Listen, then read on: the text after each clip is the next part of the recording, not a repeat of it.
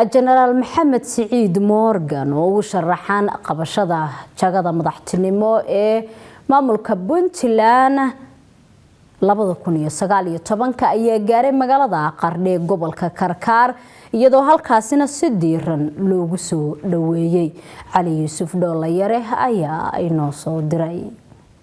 waxa maanta magaalada Qardho si habsami leh loogu soo dhaweeyay General Maxamed Siciid Xirsi Morgan oo ka soo kicitimay magaalada Boosaaso halkaas oo maalinimadii shalay uu kaga dhawaaqay in uu yahay musharax madaxweynaha Puntland sanada 2019 musharaxa ayaa waxa magaalada Qardho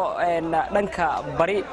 uga hortagay maamulka gobolka Karkaar kan degmada Qardho iyo waliba qaybaha kala gedisan ee bulshada oo ay ku jiraan aqoon-yahanadii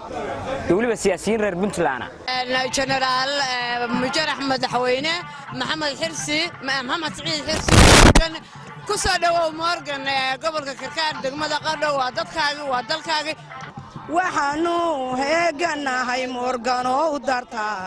adan ku soo iibeynay gudoon ducana ku soo iibeynay haliyay gudoon waanu ku ducaynaynaa gacmo fur baan ugu faraxsanahay maadaama maanta aan soo dhaweynayno mas'uul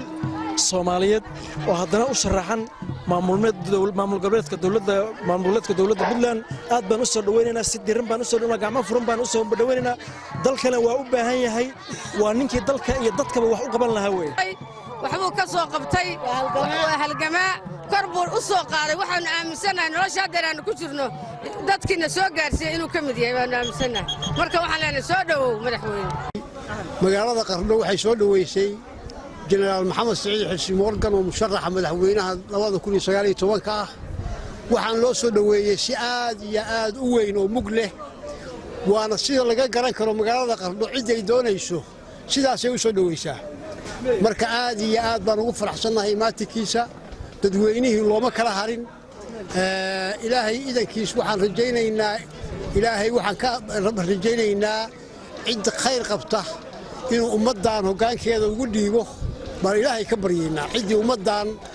wanaageeda iyo khayrkeeda u sida ilaahay inuu samada uga naasho baan rajaynaynaa sida loo soo dhaweeyay General Maxamed Siciid Xirsi Morgan oo si aad iyo aad u weyn waana magaaladiisii uu ku barbaaray Qardho iyo Boosaaso uu ku dhashay oo ku barbaaray marka aad iyo aad baan ugu faraxsanahay ka bacdi waxa musharaxa loo soo gudbiyay gudaha magaalada Qardho halkaas oo loogu sameeyay qada sharaf gudoomiyaha degmada Qardho oo ku soo dhaweeyay musharaxa magaalada Qardho ayaa isna ku tilmaamay inuu u qalmo xilkan madaxtinimada Puntland mudane Maxamed Siciid Xirsi Morgan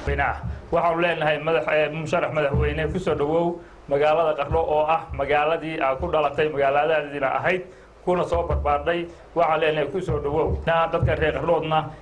sida maanta ka dheexanaysay oo ilaa 20 kilomitir in ka badan kaaga hor yimi ayay raalli kaaga yihiin hanka aad doonaysid iyo inaad ku guuleysatid madaxweynaha dawladda Puntland 2019 hadii aan la yiraahdo musharax Maxamed Siciid Xirsi Morgan oo bulshada magaalada Qardho la hadlay ayaa waxa uu yiri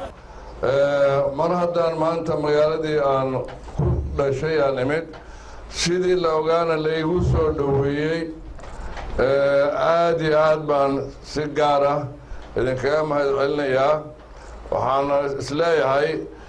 taas waxay tilmaamaysaa in guusheedu dhowdahay run ahaantii shalayto ayaan ku dhawaaqay inaan musharax madaxweynahay 2019 dad badan baa musharaxiina waana qof walbana xaq buu leeyahay inuu musharax noqdo balse waxay ku xiran tahay maanta ma joogno xilli hal qof iyo hal cod ma gaarin waxaynu wada taaganahay 66 xildhibaan baynu taaganahay waxa weeye taas anuu kulliba waxaa qabaa in ay tahay waqtiga socda 28 sano aynu marayno ilaa hadda inaan si fiican Soomaaliya oo dhan aysan lugaheeda si dhab isugu taagin inaynu gaaro hal qof iyo hal cod balse hadda waxa weeye 66 xildhibaan baa hawsha ku xiran tahay qofku markuu